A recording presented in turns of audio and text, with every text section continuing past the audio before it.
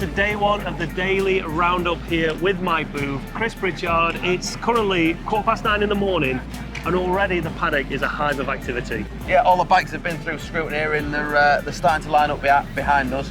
It's the newcomers out first this morning, so we've got 6 solo newcomers, and I think 3 new sidecar teams. So they'll be doing the speed control laps behind Milky, and then it's straight into practice and qualifying with the 600s first, big bikes, and then the sidecars.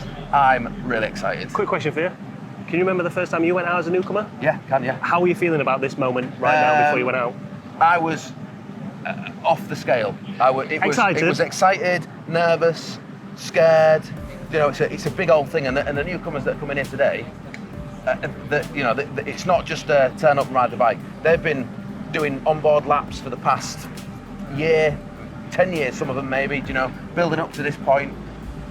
I'll be honest, my first lap behind Milky Quail, I didn't like it, I hated it. I came back to the pits and I said, I don't know if I can do that because it's just so fast. Because there's nowhere, you can't practice this. Until you're out there. It's unlike anything else, so I didn't really like it. Did another lap and I kind of warmed up to it, and by lap 3, I was absolutely loving it because it's the best thing in the world. So them newcomers have got, it's going to be an interesting day for all of them. Don't you need a bib, a newcomer's bib now? Because you're going to be a newcomer on the radio. Oh yeah. Maybe I should. Is this going to be a radio debut? Today's my radio debut, so that's a little bit exciting, isn't it? Can't wait. I'll tell you what, you get off and do the radio. I better do, yeah. And they're waiting for me now, so I'll go do some radio and we can watch some bikes. How's that sound? We'll pick this up later.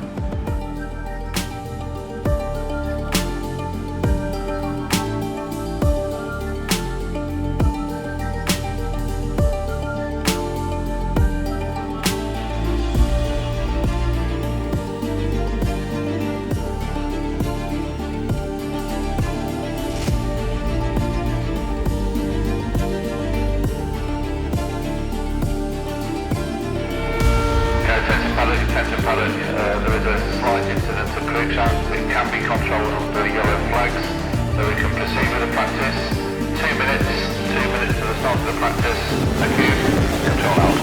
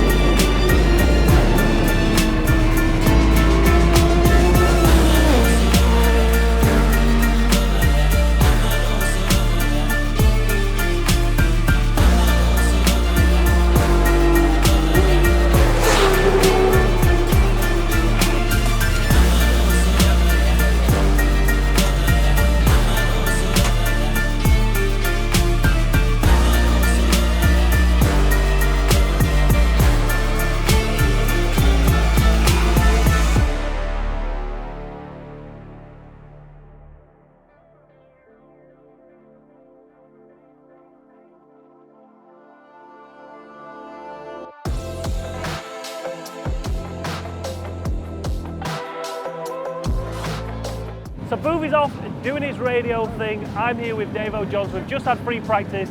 Now, a lot of these riders had to wait 12 months to get out. This man had to wait a hell of a lot longer. What's it been now? 5 years? 4 years. 4 years since you've been down Glen Country Road. Yeah, a bit of a nightmare sort of scenario, but it felt good out there. I did the classic at the end of last year, so I sort of knew roughly what to expect, but it's changed again, and obviously the weather's freaking crazy, so all happy days really. Look at this, I don't even have to ask him a question, he just rolled with it. But how was it going out there for the first time? So I was watching the live feed, a lot of the riders came in saying it was dirty, saying it was very dusty.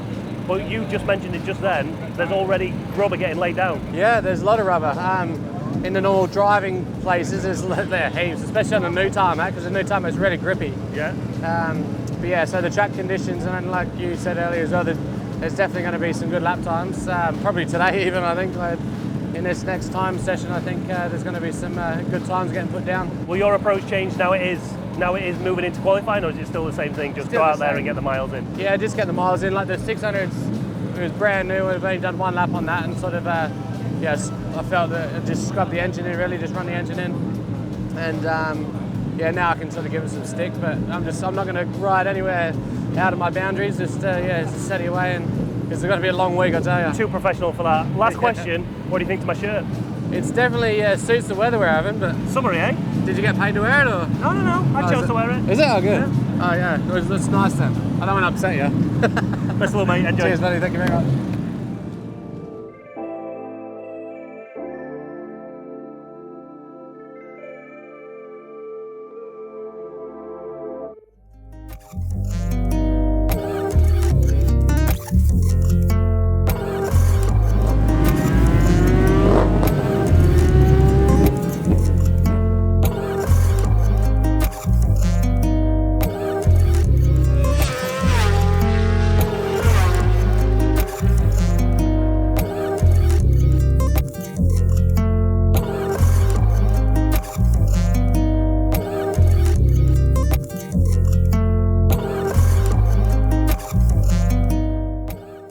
What a day. What a day. Day one has thrown up so many surprises already. There's loads to talk about. Boothie, let's talk about your debut as a radio host. Yeah. How was it? Do you know what? I loved it. It was great to be part of this event in the thick of it without The pressure. without the pressure of having to jump on the bike. Don't get me wrong, loved riding the bike, but it does get a bit much sometimes. So yeah, it was great.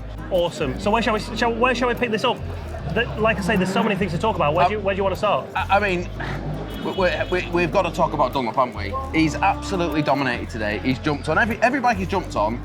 He's gone out and done a lap and been faster than everyone else. The twin, the super sport bike, the super stock bike, and the super bike. It's just utter domination. I guess the question is, why has he been so dominant?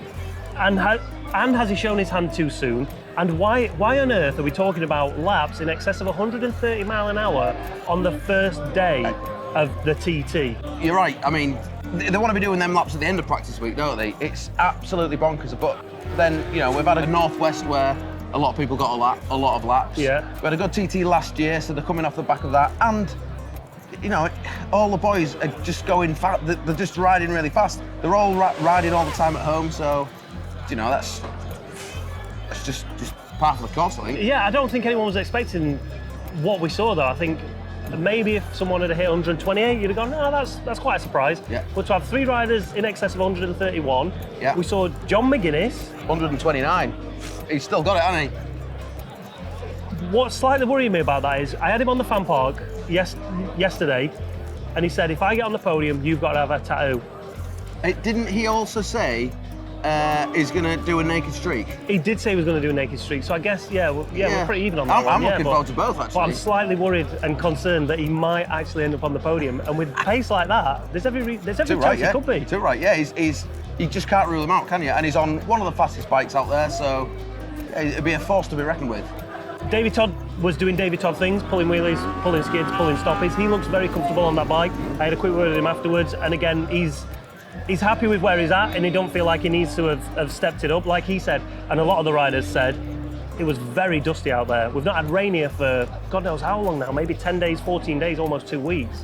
So it's been really dusty, but already we can see the lines being dropped by that rubber, and it's only going to get grippier, and that, in effect, means it's only going to get faster as well. You don't do 130 plus mile an hour laps without laying a lot of rubber down, and when you lay that rubber down, you're only going to go faster. So, yeah, Davey's going well. Connor, his teammate, they're both up there, and they're both definite podium contenders, if not, contenders for the win. Yeah. So it's. And then moving across the sidecars, they got their allotted time in, which is always nice to see, because again, we saw last year they got flicked quite often. But the Birchells, the Crows, and we'll get onto the Crows shortly. The Founds, everyone got the laps in that they needed. Yeah. Birchells look comfortable, but they are going to be pushed this year. Yeah, they're going to be pushed by Pete Founds and Jevon Walmsley, which, to be honest, that's not who I thought would be pushing them. I was expecting the Crow lads to push them.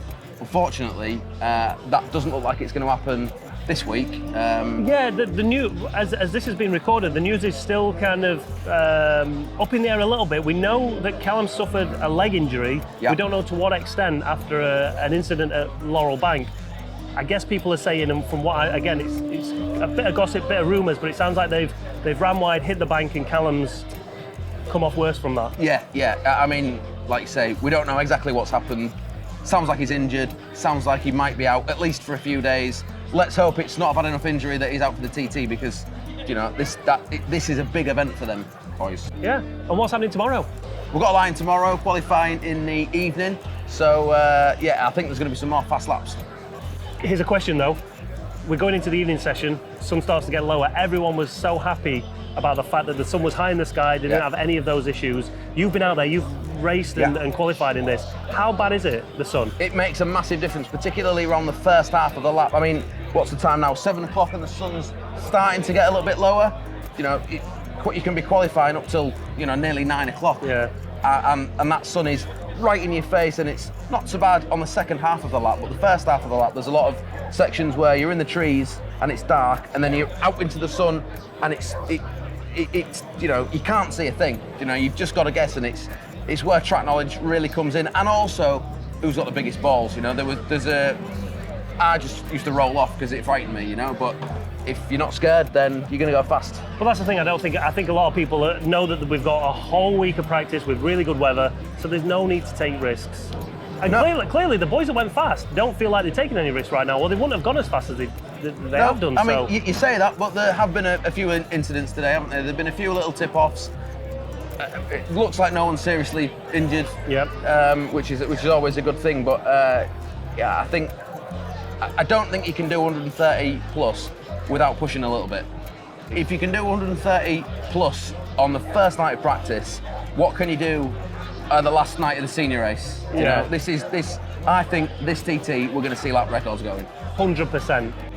Boovie, I think it's time to head to the bar, but before we do, make sure you like and subscribe this. If you're watching on TT Plus, don't forget you can watch all the qualifying and races live with the TT Plus Live Pass across all socials at TT Racers Official, and the website, if I remember all this information correctly, is iomttracers.com. I think that's just about right, yeah. Did I get that right? There is, I promise there isn't a person behind with a banner holding it up. There isn't. See you tomorrow, guys. Ciao.